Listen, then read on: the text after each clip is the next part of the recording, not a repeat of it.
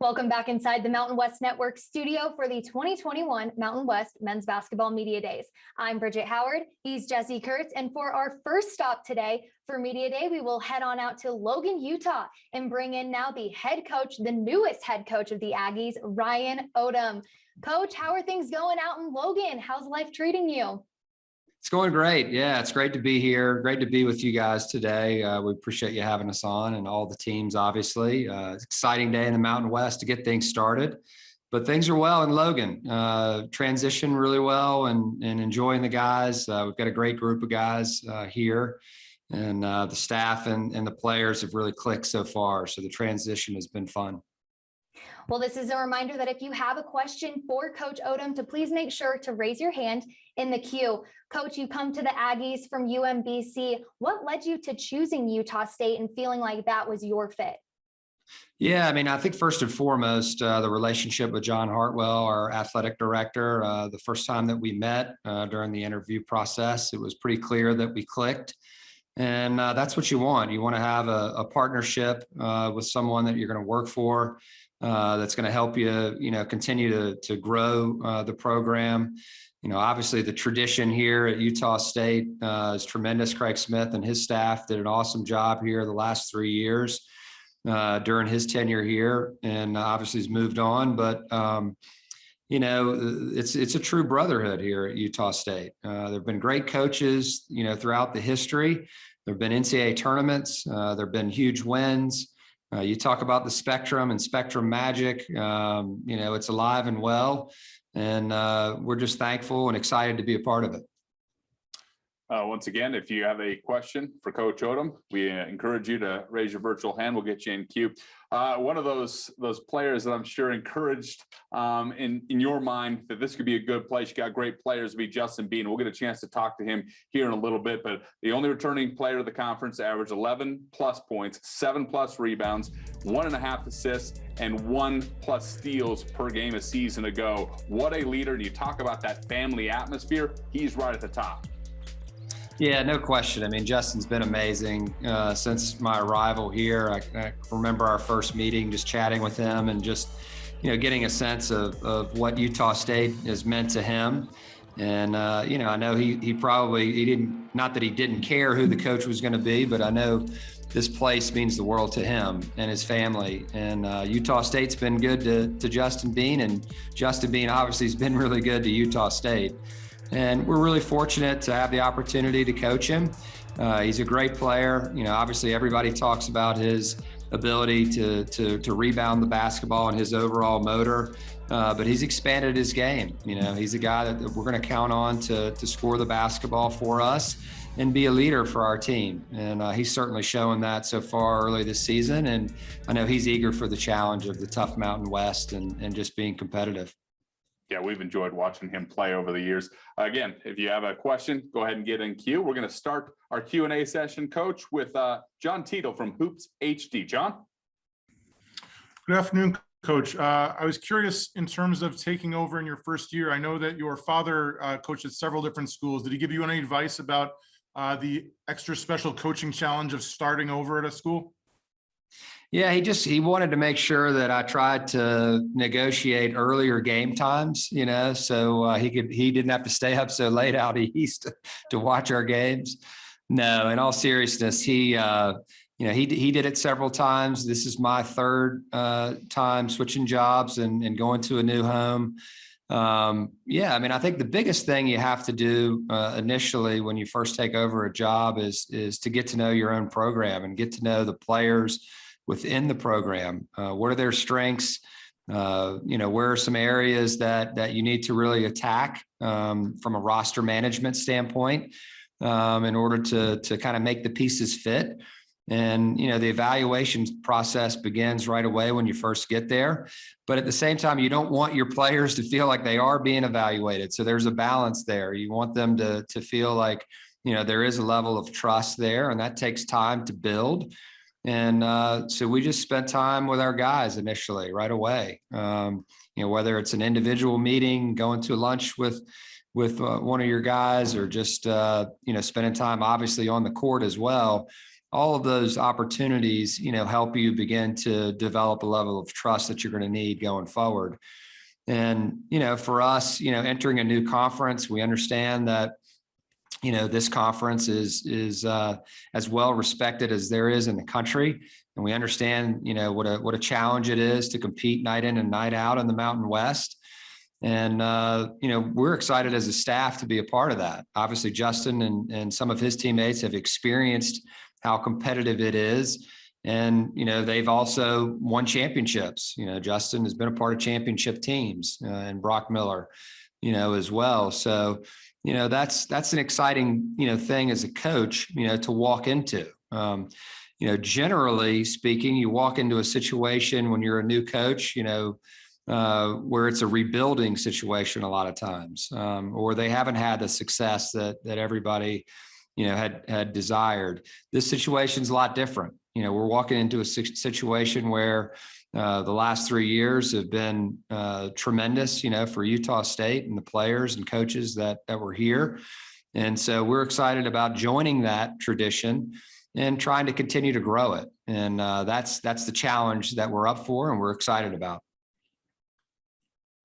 Another question for you, Coach, coming from the Albuquerque Journal and Jeff Kramer. Hey, Ryan, I got two for you, actually, and they both kind of touch on things you've already addressed a little bit, but I want to start with the dad question you just got. I'm covering a new coach that certainly is known for his last name as well, and Richard Pitino.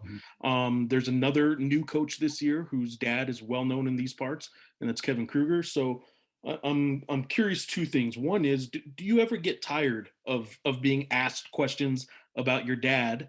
And also, like, how would you in any way advise the other two fellow rookie coaches whose last names and whose dads have kind of been down this path too? Any advice to them, stuff you've been through along those lines? Yeah, I mean, I think, I think the short answer to that is I never get tired of answering questions about my dad. He's my father. He's a role model for me. Obviously I love him to death. He's been a tremendous influence in my life, as has my mom, both good people, and, raised my brother and I, in a very healthy environment and a loving environment. And so I'm appreciative of that. And I try to give that to my guys and my sons as well, my two boys. Growing up in a basketball family it can be very stressful, but it also is really rewarding. Basketball has taken, all of us, to a lot of different places, a lot of different countries. We've met so many people because of the game that we're fortunate enough to be a part of. And we have our fathers to thank for that. But it also can be stressful. You lose a game and it doesn't just impact, the coach that's involved in that game. It impacts everyone. It impacts your wife. It impacts your kids. All three of us were kids, that were raised in a basketball family. So we understand it. We've sat in the crowds and watched, and now the roles are reversed. And so our fathers, even though I know Coach Pitino's father is still coaching again, but I know he probably lives and dies every time, Richard coaches a game, as does my dad and Kevin as well. It's a tough thing. It's harder for them probably to watch us coach than it is for themselves to coach a game. And I think that's a big thing. But advice that I would give, I mean, I obviously wouldn't want to give them any advice, but as a coach's son, I mean, one of the things that my father always told me was just be yourself, and you don't have to be me. I actually didn't ever work for my father, so I wasn't intimately involved with how he ran his program.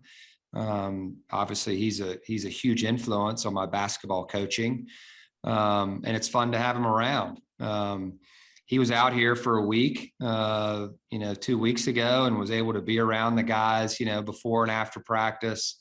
And that was really healthy for him to be out here. It was great for the guys to kind of see him out here. He turned 79, while he was out here. And so that was pretty fun, to have he and my mom here for a week out in Logan. But I consider myself blessed to be a coach's son and be raised in a basketball family. And I know those guys do as well. Thanks. A real quick follow-up on the Justin Bean comment you said earlier. I know you said he's expanding his game. He's a unique type of player, as you well know, where he kind of erases a lot of faults maybe of other players. I know he certainly, the kind of player he is, helped Nimi last year become, one of the better centers that have come through these parts in a long time. So he's the type of player that I know you can just throw out there and he helps everyone else. Do you at all kind of get tempted to just throw him out there and run an offense for the other four guys and knowing Justin's going to fill in the voids? Or are you going to run things for Justin Bean this year? Yeah, there's no doubt. I mean, that we'll run stuff for Justin. I mean, Justin has earned the right, to have the ball in key times and key situations. But when you run plays for certain players, they have a responsibility to do what's right for the team. And so that's all we coach Justin and his teammates on is making the right play, not only for themselves, but more importantly for our team, and trying to focus on getting the best shot that we can for Utah State. And so sometimes that's him in a situation where he's ISO'd and, he's got the ball and he's got to make the decision, at that point for us. And he's going to be in plenty of those situations, for us. He's earned that right. He's expanded his game. He's worked hard on his jump shot, this summer and off season.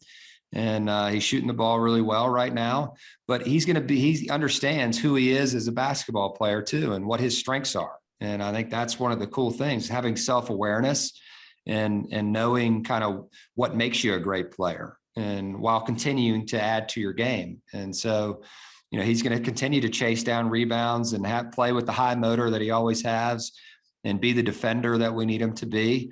But Justin's about winning. And, his teammates are about that too. And so that's his primary focus, for this upcoming season is how are we going to win games and what is it going to take in order to do that? And we understand it's going to be challenging. Well, thank you, Jeff, for your question. We'll now go to Sean Harrison from the Herald Journal. Hey, Coach.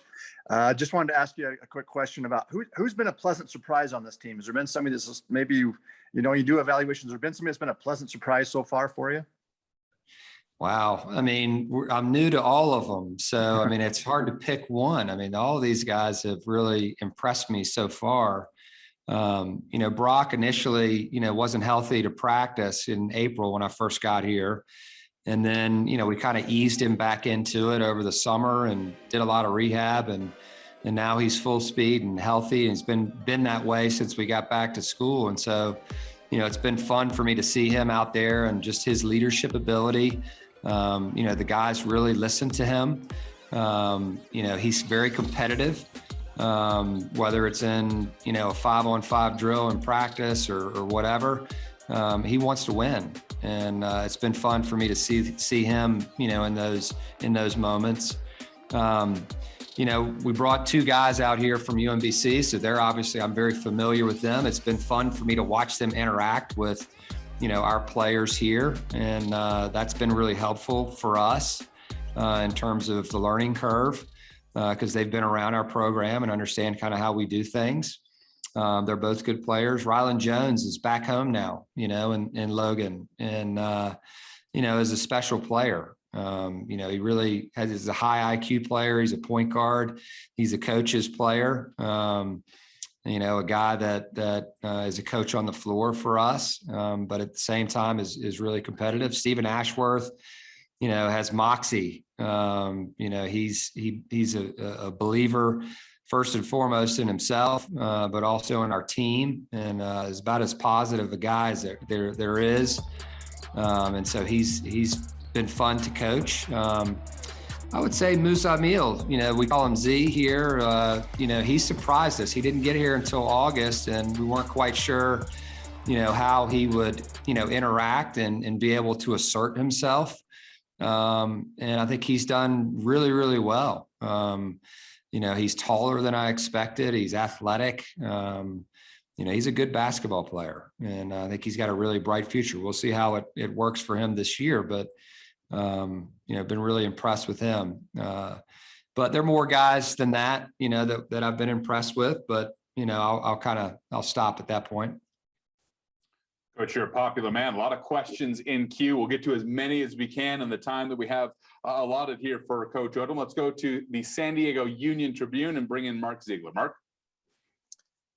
Coach, the three coaches that were fired in the league last year, none of them had any prior experience in the league or familiarity. It's a very unique league in terms of travel and altitude and venues.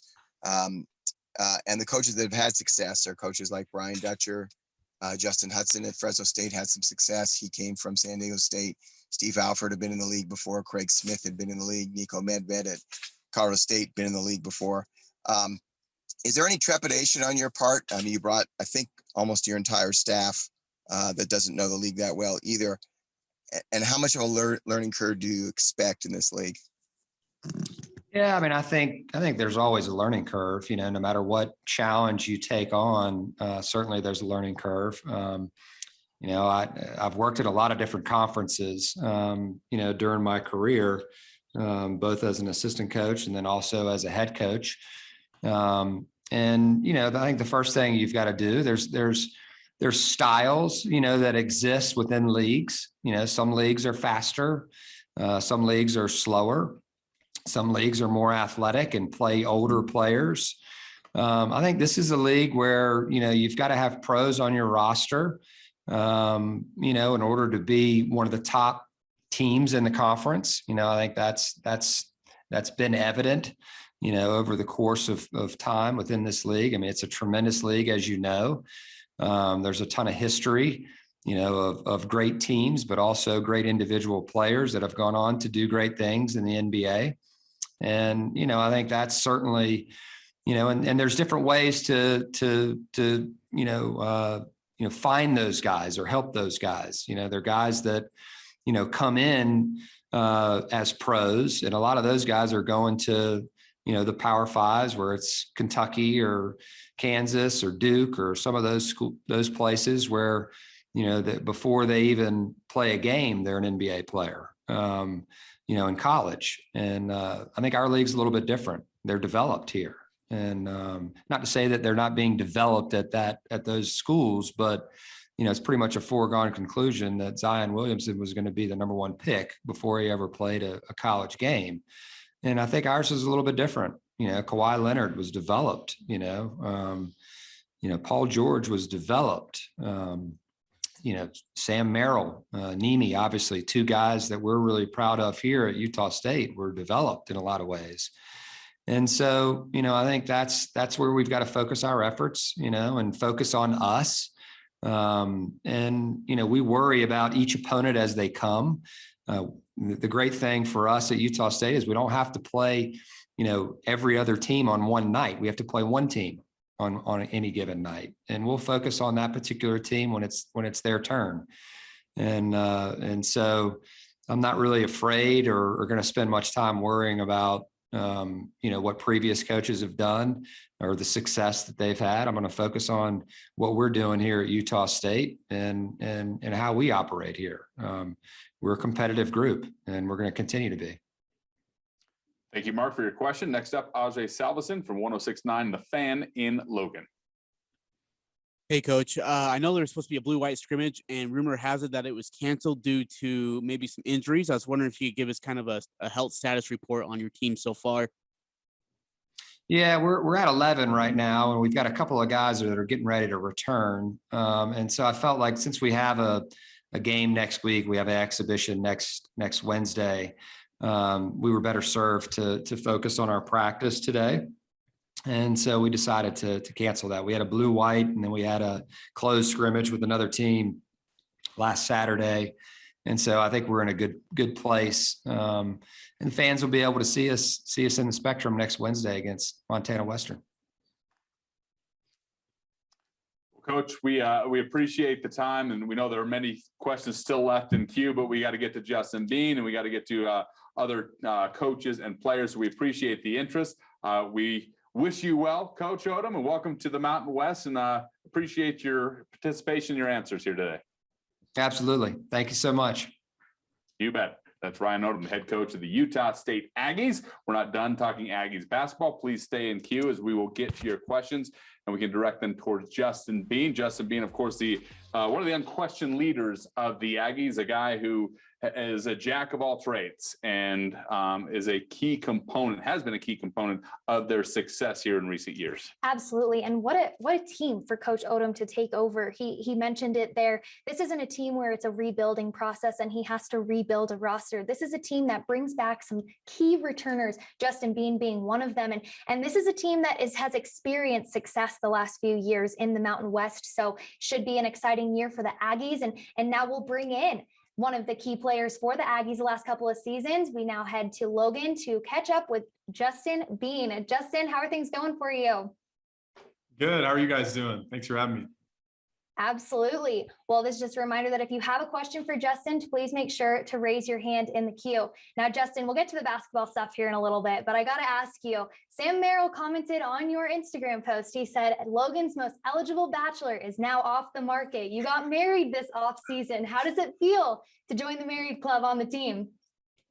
Man, what a journey. It has been a great journey, and I am now part of that club. So I appreciate Sam. Yeah, he's given me some good advice for sure on not just on the court, but off the court as well. So yeah, it's been great. We've been married for 2 months, and yeah, her name's Claire, and she's a fruit farmer. So she and her family grew up harvesting apples and peaches and cherries. And so now we're both Aggies, and yeah, it's been really fun to be a part of that crew. So. Well, what an exciting time for you. We now have a question for you. So we'll go to Jeff Kramer from the Albuquerque Journal. Hey, Justin, congratulations on the marriage. I do actually have a quick one on NIL, and you've done, did you do an NIL thing with something to do with Bean Burrito or a local restaurant or something? I did, yeah, with Taco Time. So.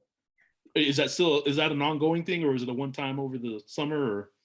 Mm-hmm. It is. So yeah, we signed a contract through this whole season, and so it's been fun to do that for them. And obviously the last name Bean definitely rings a bell in that department. So yeah, it's been a lot of fun to all right, I'll ask you a basketball one now. Obviously I don't know if you heard me ask your coach a little earlier, but like your game is one that you can kind of get forgotten about sometimes because you play a style that kind of picks up, maybe erases some mistakes of some other teammates and stuff like that. But he does say he's going to use you a lot more. Like the stuff is designed now for Justin Bean a little bit more. How is that role going to expand this year? What is your role that you see, and maybe kind of some of what he was talking about, how it's going to expand? How can you explain that to us? Sure. Yeah, it's a great question. And obviously my goal and my mindset, every year is to be the best I can be. And so obviously being fortunate enough to be on a couple championship teams in the past has been great.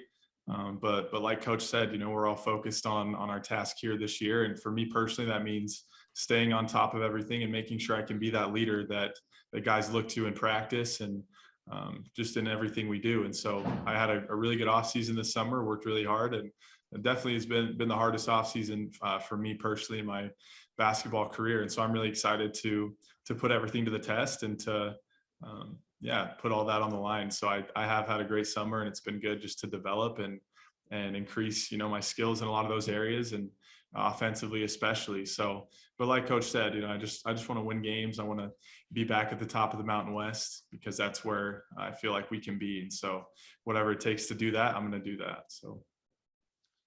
Thank you, Jeff. Our next question for you, Justin, comes from KSL Salt Lake City and Josh Furlong. Hey, can you hear me okay? Yep. I got you. Awesome. I'm just curious, what stood out to you the most about Coach Odom, and then how's the transition been since he took over? Yeah, well, it's been a great transition. I've had a few different coaches come in since I've been at Utah State, and each one has definitely been different. But one thing about Coach Odom is that he is very, very well gifted in terms of just his IQ and how he sees the game. And not only that, but just in how he helps the players see the game as well. And so he's not afraid to slow things down, in a practice and really help us see, why we do certain things, why we go over passing for 10, 15 minutes, or why we work on pivots. Just the fundamentals of the game are really important to him. And he's made that, a priority for all of us. And so it's definitely helped each of us increase our game and our level of play.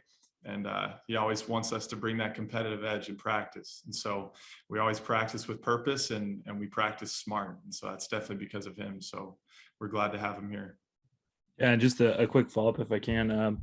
You guys have a lot of newcomers on this roster. How's the team meshing thus far? The team's meshing great. We've got a lot of great chemistry on this team, and it's cool because, obviously I played with a lot of international players, and this year we've got about 6 or 7. And so it's been fun just to hear all the different accents and hear about all the different cultures and just be able to grow with those guys and battle each and every day. So each of them brings a unique perspective to our team, and it's been a lot of fun just to hang out and play Mario Kart in the locker room and just have fun with them. We'll now go to Sean Harrison from the Herald Journal. Sean. Hey, Justin. Josh kind of stole my question. I was going to ask about the meshing of the team, but also I wanted to ask you, who's the guy that's going to really surprise Aggie fans this year? Who's a guy that maybe fans don't know about, a new guy that you really feel has really come on strong? Yeah, it's a great question. I can't say great enough things about each guy, each player on the team. Obviously, there's some returners coming back this year that will provide a lot of great depth for us. But as far as ones that fans haven't seen yet, again, Coach mentioned it, but we call him Z, and he's a freshman, but he plays the game, at a high level and a very mature level for his age. And so he sees the game very well, and it's kind of slowing down for him in the last couple of months. He's seeing things a lot better, and he's making the right plays. And he's just one that has a really good charisma and personality about him that fans will love. And also he's just really gifted on the floor. He's always in the gym, getting up extra shots. And so I think Aggie fans will love to see what Z has to bring to the table. Last question for you, Justin. We'll go to Hoops HD and hear from John Title.